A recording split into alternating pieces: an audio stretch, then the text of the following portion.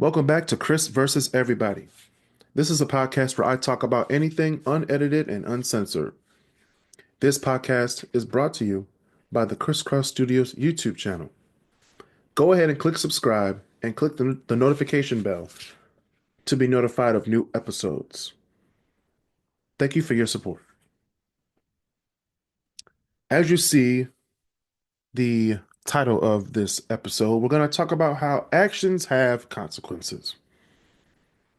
And no, I'm not going to get political with the start of this episode. I'm just going to talk about how your actions literally have consequences, good or bad, doesn't matter. Okay. So I'm doing this episode right after a man in Southfield, Michigan, which is a suburb of Detroit, a man who was mad about somebody doing something about their chicken order or something about food. He was mad. So he spit at the person that was trying to, get him out the store, yada, yada, yada. So a man was mad that someone spit in his face. And then that someone pulled out his 9mm gun and shot at the person who spit at him 6 times. Now, yes, that is kind of overboard for someone spitting in your face. However, let this be a lesson to everyone. You need to learn how to control yourself. For every action, there is a reaction. The person who spit at the man who shot at him started this whole thing. Okay? And to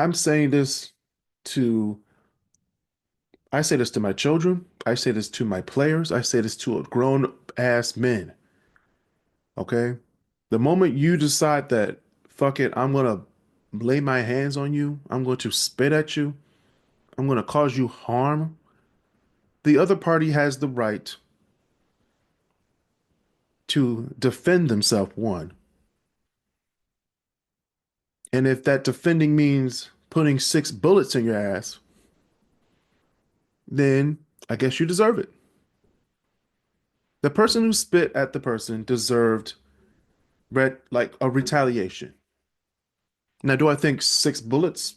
No, that was overboard. And the person with the gun, their lawyers will have to figure that out.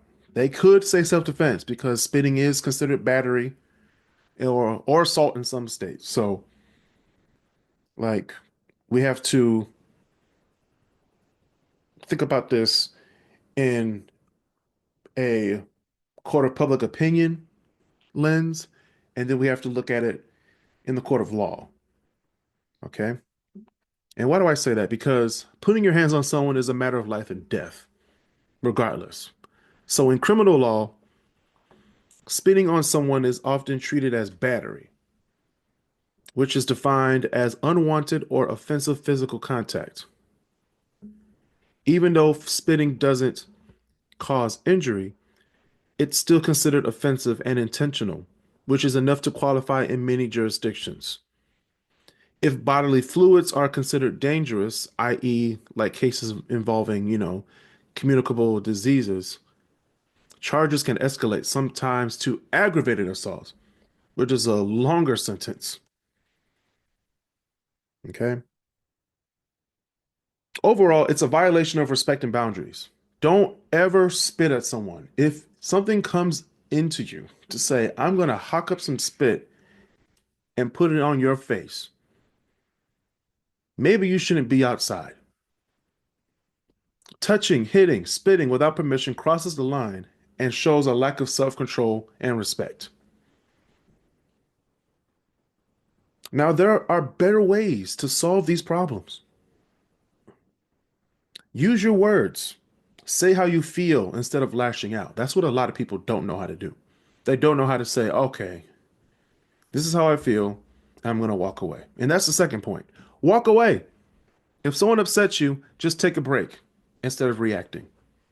I do that a lot of times. People think I'm rude for doing it, but hey, you don't want to know the truth. Sometimes the truth hurts, and I don't want to break your feelings. So I'm just going to walk away. And then this is the one I tell for all the kids and teenagers and young adults. Ask for help. Talk to a teacher, talk to a parent, or talk to a trusted adult. And the two key things to take out of this whole conversation is, would you want it done to you? You wouldn't want it done to you. Would you want someone to spit in your face? No. So why would you spit in someone else's face?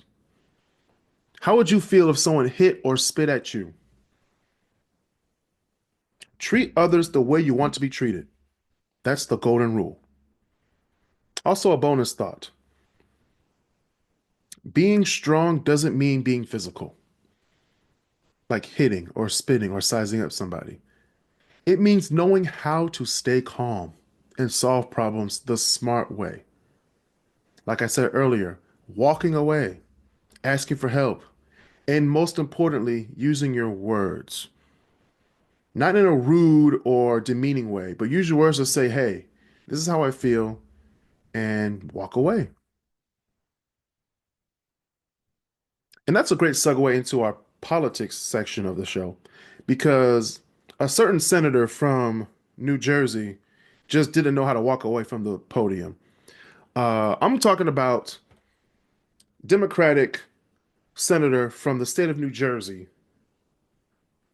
Senator Cory Booker, who delivered a record-breaking 25-hour and 5-minute speech on the Senate floor, beginning at 7 p.m. on March 31st, 2025, and concluded after 8 p.m. on April 1st.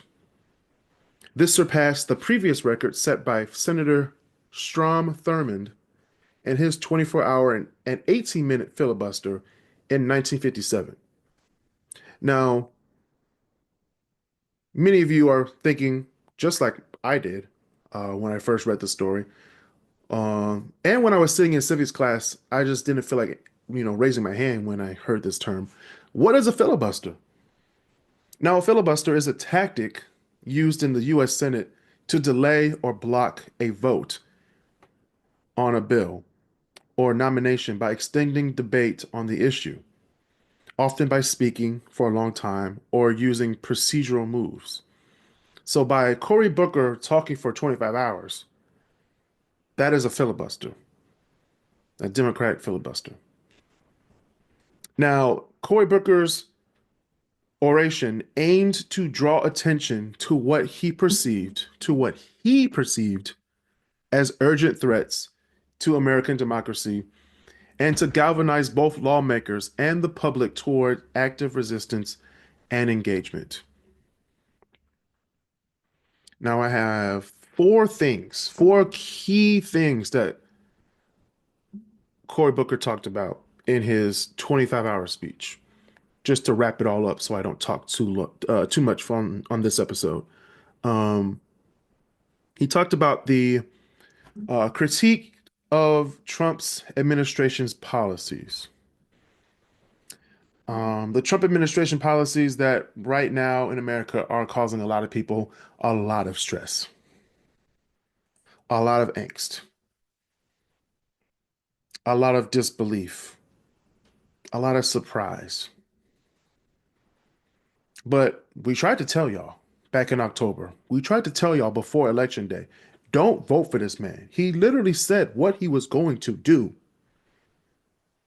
He didn't try to hide it. He didn't try to do subliminal messaging. He told y'all in the debates. He told y'all on social media. Hell, we even had 4 years of Trump. 4 years of Trump. Then we had 4 more years of Trump trying to get back into the White House,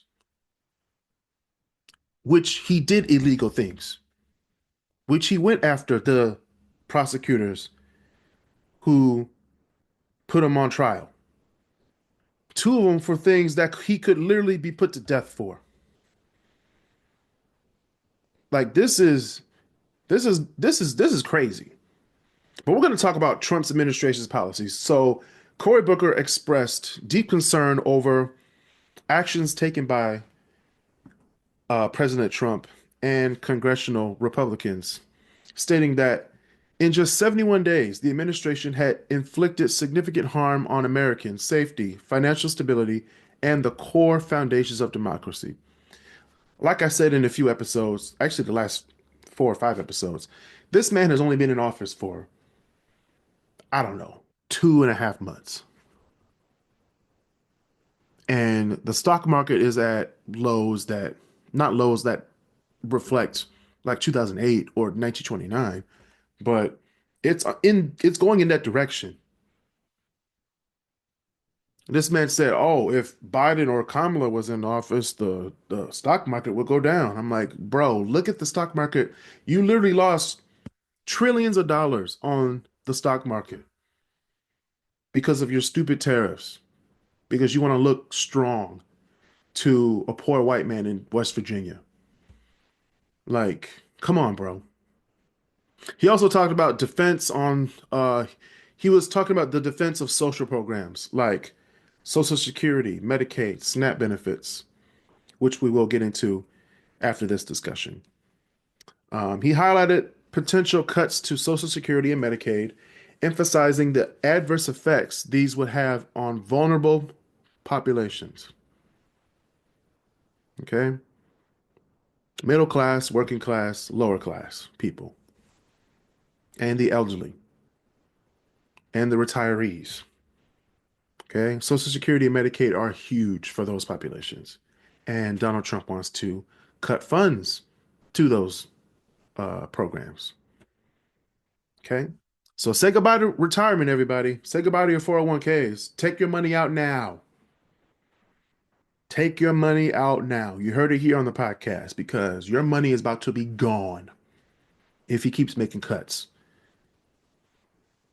Booker criticized the Department of Government Efficiency, the quote unquote Department of Government Efficiency, because it's not a real department, um, led by advisor Elon Musk for proposing reductions in Social Security offices, which is wild because before you take something away, you're supposed to put something in place of it. You're just eliminating it all and just expecting stuff to reset, which is another thing that we questioned before election day, and nobody cared. Y'all went to the ballots and voted for Trump because reasons. And there's a myriad of reasons that people voted for Donald Trump. And we're not going to get into that today. But he also talked about economic concerns, which he addressed issues such as economic instability, which this country is going to go down the tubes economically because of the tariffs and the tariffs and more tariffs. The influence on billionaires in politics, which Elon Musk, Jeff Bezos, Mark Zuckerberg, they're all in on this. It's turning into the American oligarchy. And the imposition of tariffs, like I said earlier. He argued that tax breaks benefiting the wealthy would exacerbate the national deficit and harm the middle class. And it has. A lot of stuff is about to get more expensive. And the everyday person who would buy that once he saved enough money for it isn't going to be able to buy it. Like they're talking about Apple iPhones being $2,300. $2,300. It's crazy, right? $2,300 for an iPhone. Chargers sold separately.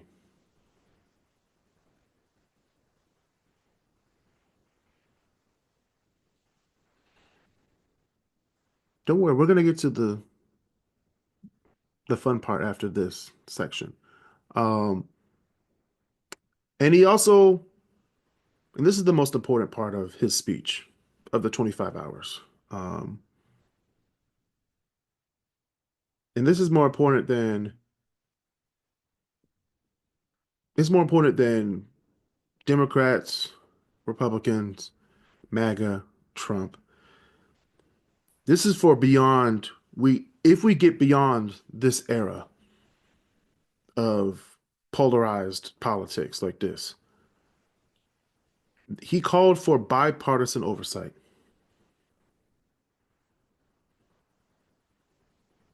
It wasn't enough that Democrats were going against Trump. We also had some of the most respected Republicans going after Donald Trump. And majority of those people who went after Donald Trump have now been blacklisted, silenced, or even ran out of government.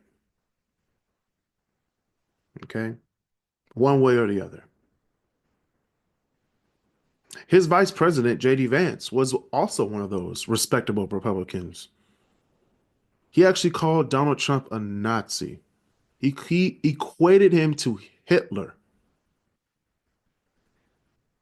All of a sudden, oh, I love Trump. He's great.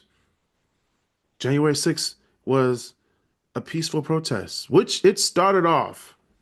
I'm not going to say it was entirely a peaceful protest. I'm saying it started off as resistance, a quote unquote peaceful protest that led to the insurrection. Okay? That's what happened. Those are the facts. But Cory Booker called for bipartisan oversight. He urged his Senate colleagues to fulfill their roles in providing checks and balances on executive power, emphasizing the need. Something fell in the back in the back room, emphasizing the need for oversight, irrespective of party lines. Cory Booker cited positions by conservative groups critical of the administration's economic plans to bolster his argument. So there are a lot of people in states like Alabama, Mississippi, Texas, Oklahoma, Missouri, Indiana, Ohio that complain that oh they're going after my SNAP benefits. No, they're going after everyone's SNAP benefits, not just the black and brown people. They're going against white people's SNAP benefits. So a lot of people who voted for Donald Trump thinking that they were going to go after the black people's SNAP benefits, but not their SNAP benefits, are the dumbest motherfuckers of them all. And that's what Donald Trump counted on. He even said it in many speeches that he loves the uneducated because they're fucking stupid. If you can just wave a check of $2,500 in their face and say, "Yeah, vote for me because I gave it to you during COVID," which it wasn't really him. It was actually the Democratic Congress who needed to get the stuff out because the president doesn't give out money, Congress does. But we already talked about that in last episode. But we're gonna transition to the third and final topic.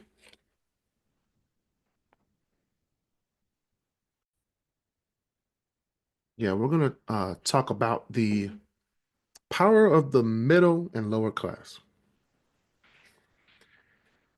So this is an excerpt of what people said from, this is like a summary of what a lot of people from conservative town halls have said.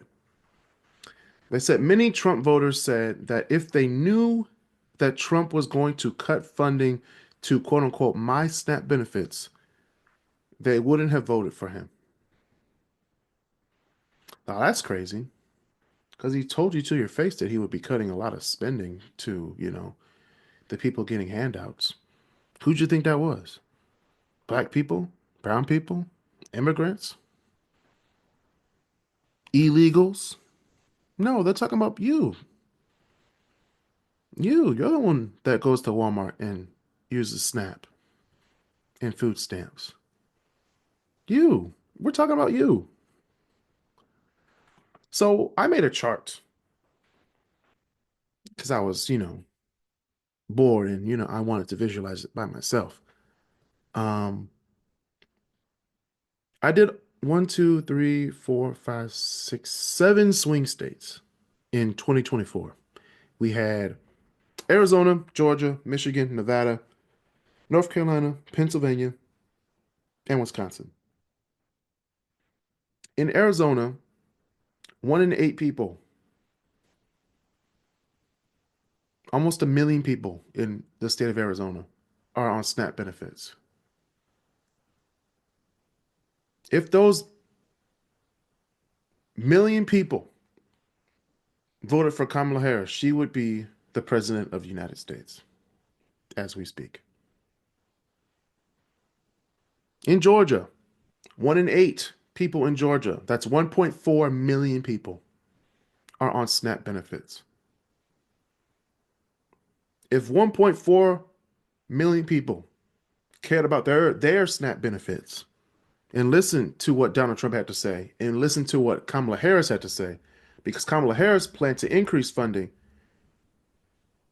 for programs like SNAP and WIC, and Donald Trump wanted to either cut funds to it or eliminate it entirely. So if 1.4 million people voted for Kamala Harris in Georgia, Kamala Harris will be the president of the United States. Michigan, my home state, where 1.47 million people are on SNAP benefits. That's 1 in 7 in the state of Michigan. An alarming number. If 1.47 million people voted for Kamala Harris, she would be president of the United States. Nevada, 1 in 6, very sparsely populated state, so don't let the numbers, sway you.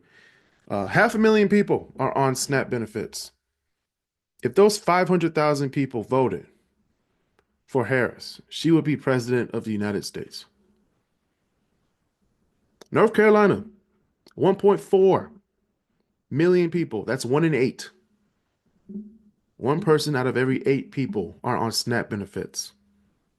If those 1.4 million people voted for Harris, she would be president of the United States. Pennsylvania, 2 million people are on SNAP benefits. Now, Pennsylvania is also one of those sparsely populated states where you have a lot of people who live on the west side and a lot of people that live on the east side and nothing in the middle. So, 1 in 7 Pennsylvanians are in the SNAP benefit tier. If those 2 million people voted for Harris, she would be president of the United States. Wisconsin, 700,000. 1 in 8 are on SNAP benefits. If those 700,000 voted for Harris, she would be president of the United States. Now, I said all of those because those were the swing states. Those are where the margin of either Trump or Harris was so close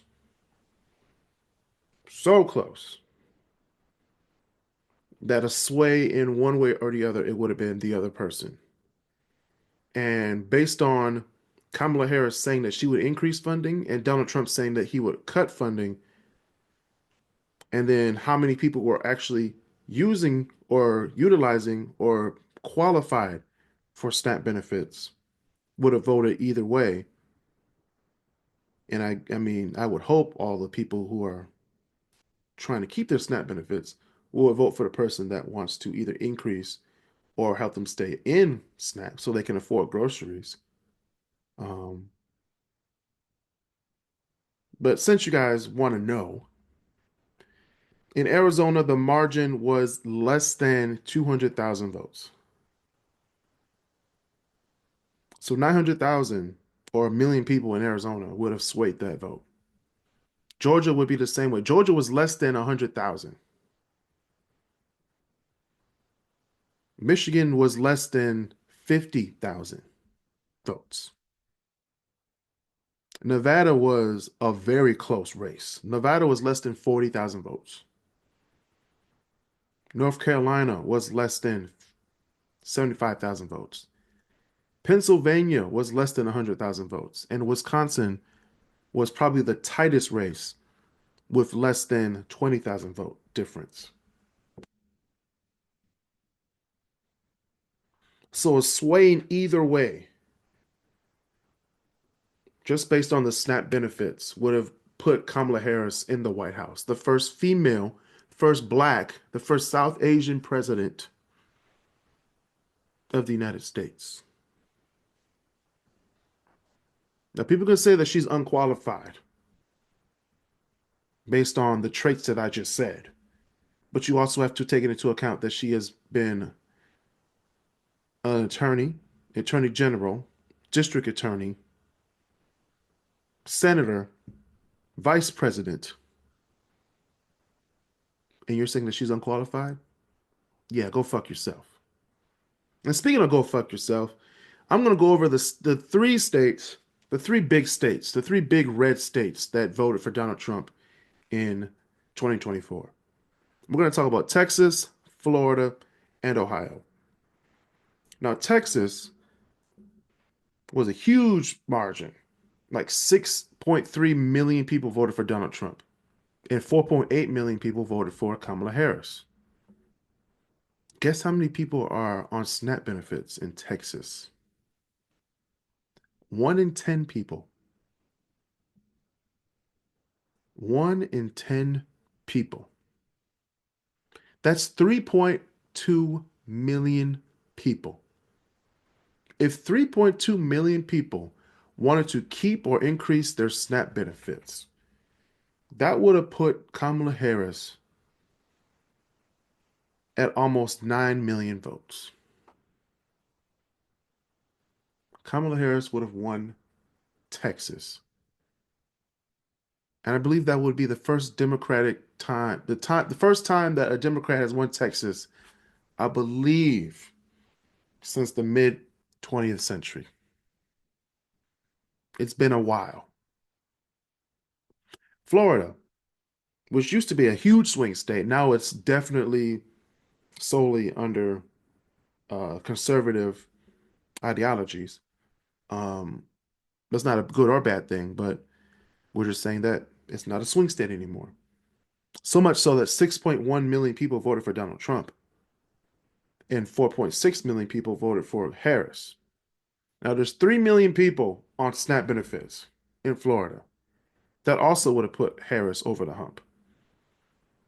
And altogether, Florida and Texas are 70 electoral votes. And last but not least, Ohio, my neighbor to the south. Um, 3.1 million people voted for Trump, 2.5 million people voted for Harris. 1.5 million people are on SNAP benefits in Ohio. That's 1 in 9 in Ohio. So the vote would have swung in Harris's favor in Ohio as well. Now imagine, just imagine if both Kamala Harris and Donald Trump told y'all what they were going to do for you in their one and only debate. Just imagine if they told you the truth, if they told you what they were going to do based on what they have done for this country. Kamala Harris was the vice president for 4 years. Donald Trump was the president once before. And he told y'all what he was going to do. Y'all don't even have to imagine. I'm going to put the link to the debate between Kamala Harris and Donald Trump in the description below so you can see and hear what both candidates had to say. And you're going to think about this in retrospect. Who would you have voted for knowing what you know now? That was a tongue twister. I'm sorry, guys. With what you know right now, who would you would have voted for? I don't know how to say that. It's been a long day, guys. But that's all I have for today. Thank you for listening to the Chris versus Everybody podcast. See you guys next week with another mind-boggling discussion. See you guys next week.